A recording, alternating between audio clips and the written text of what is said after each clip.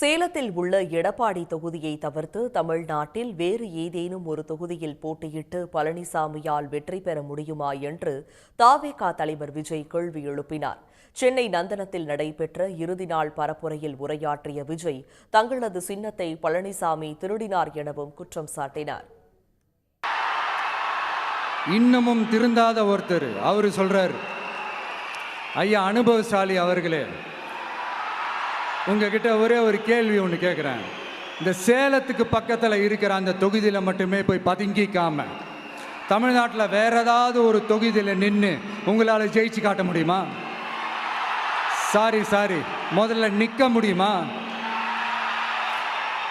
முதல்ல அதை செஞ்சுட்டு அப்புறமா இந்த விஜயை பற்றி பேசுங்க பாஸ். சும்மா நசன்னு சொந்த தொகுதியிலேயே தோத்துருவோம்னு பயந்து தான் நம்மளுடைய சின்னத்தையே திருடினவர் தானே. அதனால தான் நம்மளோட மன்றத்தில் பல வருஷமாக பயணிச்ச ஒரு சுயேட்சை வேட்பாளரோட சின்னத்தை நம்மளோட தான் அரவணைச்சி ஆதரிக்கிறோம். உடனுக்குடன் செய்திகளை தெரிந்து கொள்ள சன் நியூஸ் பெல் ஐகானை கிளிக் பண்ணுங்க.